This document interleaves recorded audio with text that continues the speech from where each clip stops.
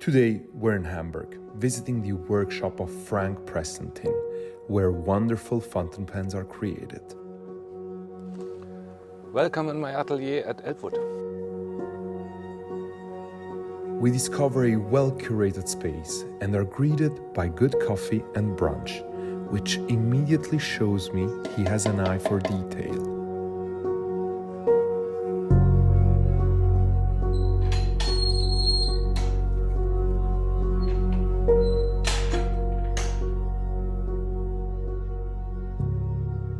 First of all, I'm not a classical manufacturer. I'm an artisan making every piece myself. The only piece I do not do myself is the nib. The nib comes from the renowned brand Jovo from Berlin. But everything else, be it wood, be it gold, be it massive silver, I do on my own.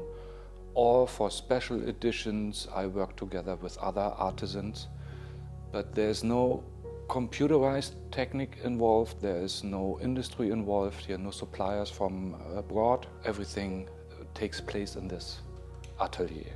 And that's what caught my attention.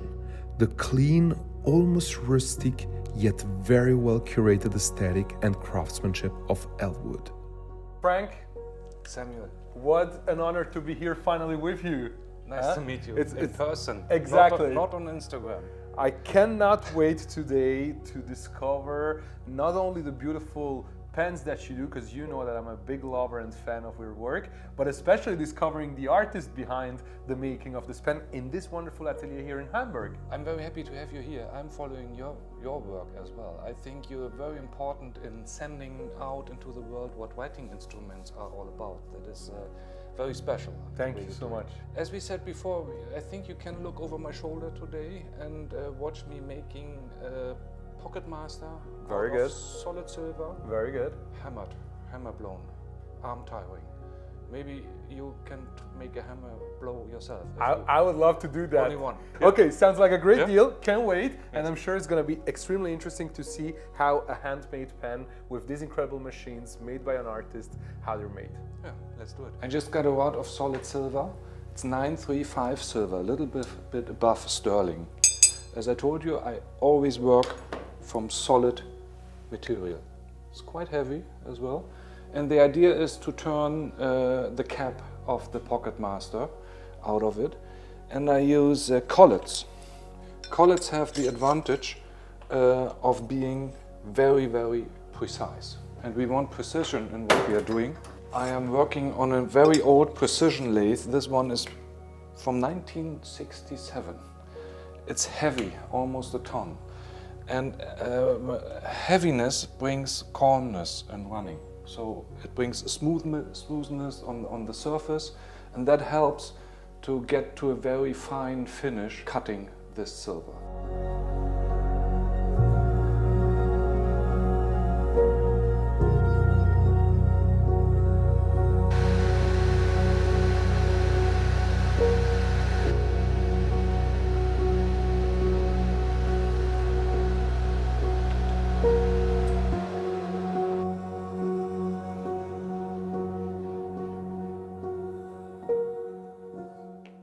I've been a social worker for 20 years, something totally different. You don't work with your hands, you work with your mind and your heart and with people. I wanted to do something with my hands to get away from all these psychological topics in my daily life. I had 50 employees at that time, and we were helping people in need in Hamburg. So I started building a boat. It was a wooden boat which was supposed to run on the river Elbe. That is how I came up with the name, Elbwood.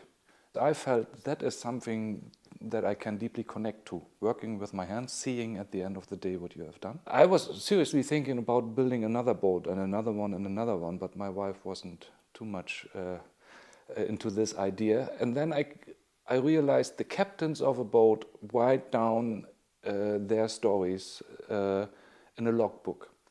Writing stories, adventure, going into the world. So that was something that stuck in my mind, and I came up with writing instruments. And then I started taking courses in how to learn to work on the wooden lathe.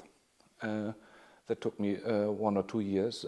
And then I realized now I can work in wood, but writing instruments need metal as well. And I did not want to get stuck into readily available items. I wanted to make them myself as well. So I was searching for mentors, and I found an old mentor, an artist himself. He knew how to work on the lathe, on the metal lathe, and he taught me over a course of 3 or 4 years. That's a long story, but I think gives you a good impression. For every step in the making, I have a certain tool, and I change them by hand all the time. Now we are making a cut on this side.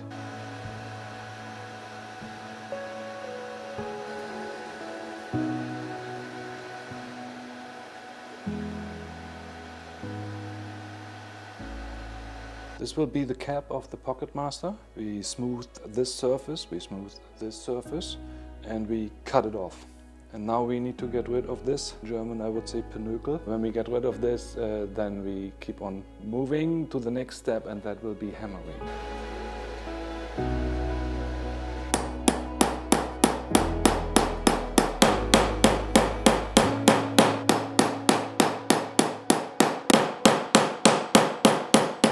How long does it take you to do this hand hammering process on a Pocket Master? It's hard to say in hours. I do it as long as I can before my arm gets too tired, then I do something else and then I do it again. It's a work I usually do over the course of a couple of days, just not to loosen my arm too much.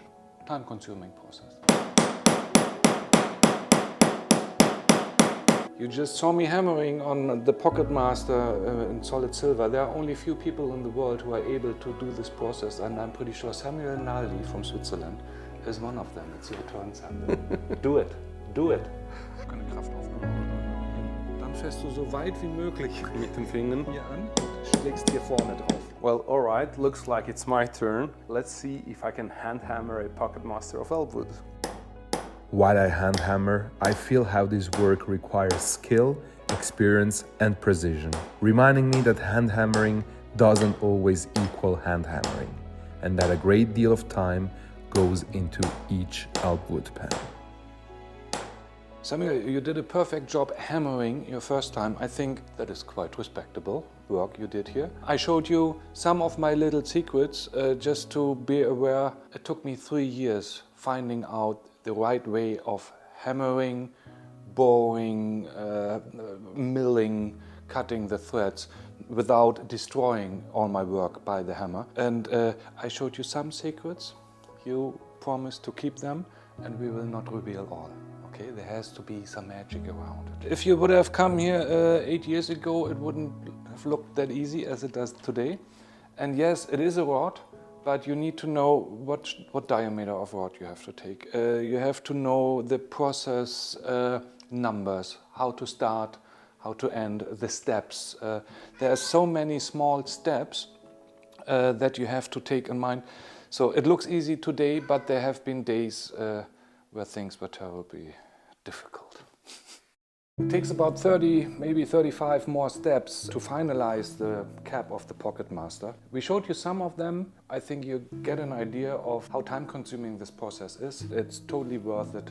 I think we keep on going to the grip section. I promise you to give you an insight into the grip section. The grip section itself, again, is another 22, maybe 25 step piece. It's quite complex. We have some grooves to mill in. We have 5 different diameters to bore inside to cut a thread, a very, very fine thread for the Jovo number 6 nib. So just come on over to the lathe and watch.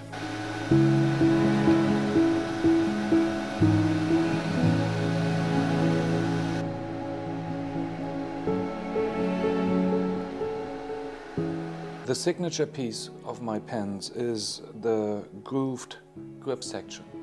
And I have a very specialized tool to cut the grooves in the precision and perfect depth as I need them. And that is what we're going to do now.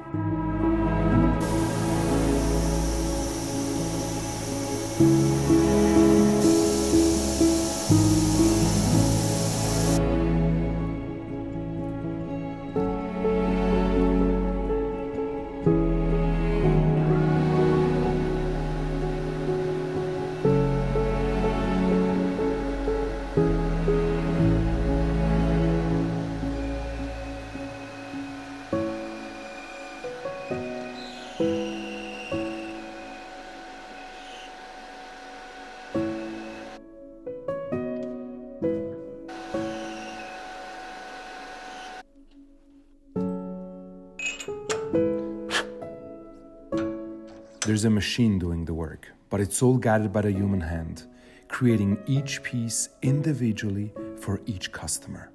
And even the threads on the pens are turned by hand with a tool.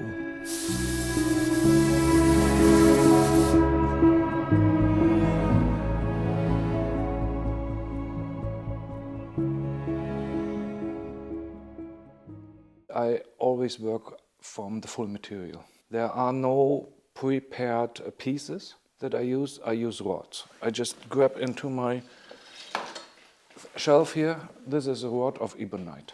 It could be a rod of brass, of silver, of gold, or even solid wood. The difference is industry nowadays tries to press plastic into a form. It's a fast process, gives you mass pieces. If you work from the solid material, you need time.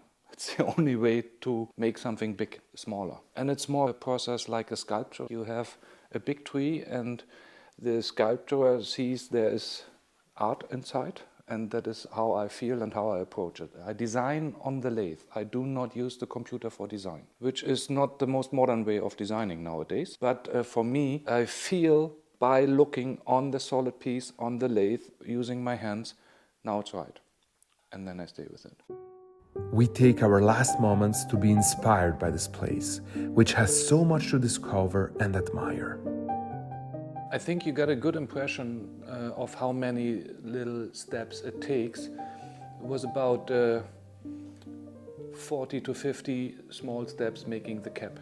It's about 30 to 40 steps making this grip section, and the same amount of making the body. And then on top comes the hammering, and we even go into the smallest details of hammering. It's hammered on the back as well. If it comes to hours or days, I can make one of these pieces over a course of 2, maybe 3 days. Usually I make some parallel to save some time, but it's not possible to save too much time. It's just handwork. Handwork takes time, takes dedication, and leads to extraordinary solitary pieces. We leave the Elbwood Atelier with the feeling we've just witnessed a magical place that will surely keep evolving. And knowing Elbwood can only produce around 200 pieces a year, making us rethink exclusivity and handmade. We depart with joy, certain that there is a credible player in the industry who will help preserve and grow worldwide passion for fine writing instruments, especially since a portion of the 200 pieces will land in our boutique in Zug.